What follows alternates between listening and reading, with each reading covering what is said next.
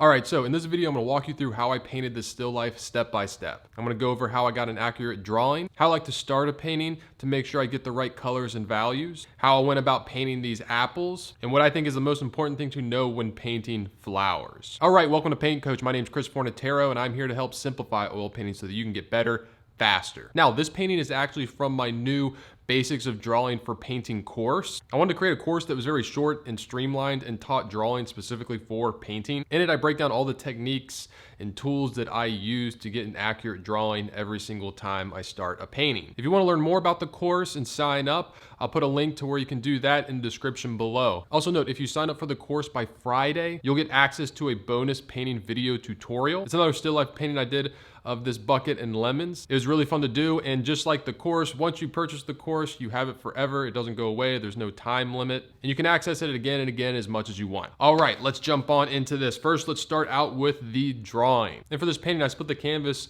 with a line vertically and another line horizontally. This is kind of the most simple of grids. It allows you to find the correct placement of things without running the risk of being too tight with your drawing, which can happen when you do a full-on grid. You're still exercising your drawing skills and getting better, which I always talk about. You know, every single time you trace something or just don't freehand draw it, you're losing an opportunity to get better at drawing. And trust me, drawing is so important when it comes to painting. I'm gonna steal a quote from a book written by one of my favorite portrait painters, and Michael Shane Neal, and say that the most important principle in painting is drawing. So you can see a lot in this drawing, I'm using straight lines opposed to curved lines because straight lines are easier to get correct. I'm also using things like angles and shapes to get a correct drawing. All right, so once I start painting, I specifically chose to start in this area because it's the area with the most intersection of objects. You know, in this one small area, we have the bucket, the cup, the vase, the background,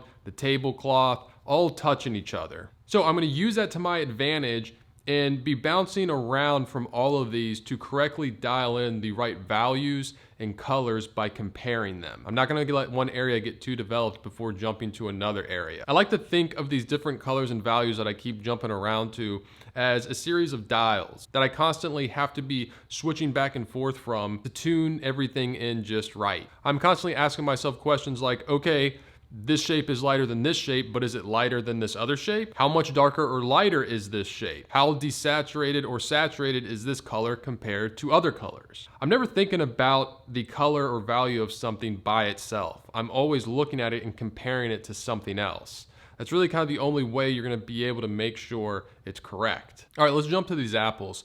First off, you can see that I'm gonna be painting both of them at the same time. This is gonna help me keep consistent color and values between the two apples. So the first thing I do is I block out these apples in two values, light and dark. It's very blocky at this stage, but that's what I want. I want to be very distinct what is in shadow and what is in light. There'll be time as I develop the apples to make the transition more subtle. And I'm not even really worried about getting the right color at this point, just the right values. Because the next step that I do is dial in the right colors within these values that I mapped out. And then as I go, I'm looking for subtle shifts in values to indicate the change of planes. These apples have a sphere-like shape, but I'm trying not to think of them that way. I'm trying to think of them as a series of flat planes. This is gonna better help me see changes in color and value and better portray the form of the apple. I go more in depth into planes and their importance and how they help in a portrait in another video. If you want to watch that, I'll put a link to it above right now. I also try not to blend my paint. Instead, I look to add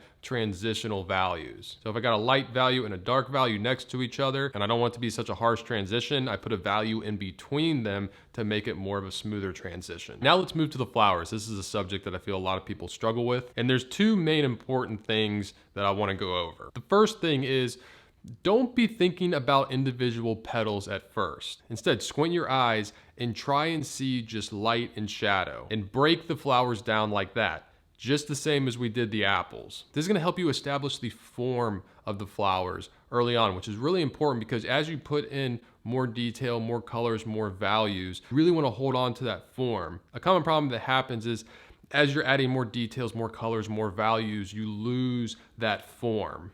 And by the end, your flowers just look like a bunch of random petals with no real structure to them. All right, the second thing is to establish your darks first and make sure you're making them dark enough. Flowers can be very deceptive, and a lot of times you don't put the darks in dark enough. And understand that it's much easier to build lighter values on top of these darker values than later in the painting having to go back in and rework in some darker values. This is why you should not be worried about painting too many dark areas at first, because you can always put lighter values on top of.